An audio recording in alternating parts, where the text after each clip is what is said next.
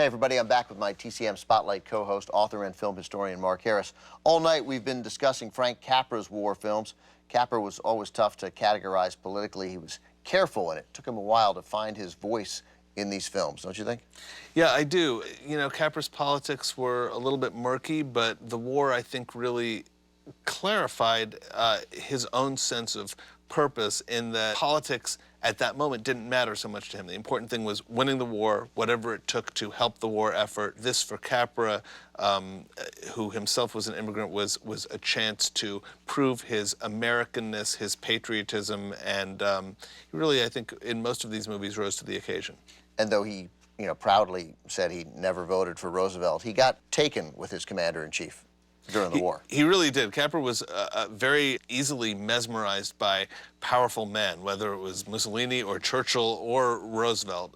Roosevelt really impressed him. And it was also FDR who really, time and again, sort of stepped to the plate for filmmakers. And he would see some of these movies that were made and say, this has to be put in theaters, this has to be put right away, everyone should see this. So he was an important ally to filmmakers during the war. Now, before Tunisian victory, we talked about how much of the combat footage was staged.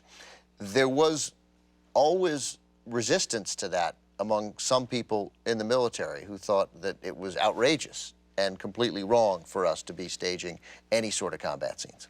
Yeah, these decisions were the subject of controversy within the Army, although most of the people who raised their voices in objection were pretty quickly drowned out by higher-ups or by the filmmakers themselves. It was really left to the filmmakers to decide whether they wanted to stage something or not. They didn't have to clear it with anybody. No, I mean, I think the ethos was whatever it takes, and some filmmakers decided to stage things out of necessity because it was the only way to get the movie made. Others decided to avoid it. Even some critics in their reviews, though, would say, of course, we understand that in making a war documentary, some staged footage is essential and inevitable. So it wasn't quite as cut and dried as, say, it would be today. All right, so Mark, our next movie is not from any of the 5 directors in your book, but nonetheless, it's a really important documentary that came out during the war. One of the first, if not the first, documentary to show American soldiers killed in action during the war, the Marines at Tarawa. Yeah, this was a particularly brutal battle, and one of the first movies, documentary movies, made by Americans, really to be unflinching about the human cost of war to the American soldiers who were fighting. It was very, very highly regarded when it showed in theaters.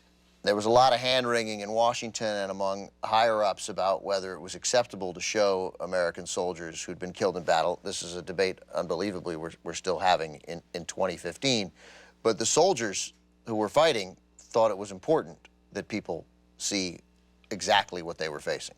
Yeah, and this was a place where then the Army really did lag behind the American public, which of course knew, often in the most firsthand and painful way possible, that American soldiers were dying, and did not have much of an appetite to have that whitewashed out of existence in the documentary films that they were seeing. All right, Mark, thanks very much. Mark and I will see you next Tuesday night when we focus on director John Huston and World War II. But for now, the Academy Award-winning documentary short, With the Marines at Tarawa.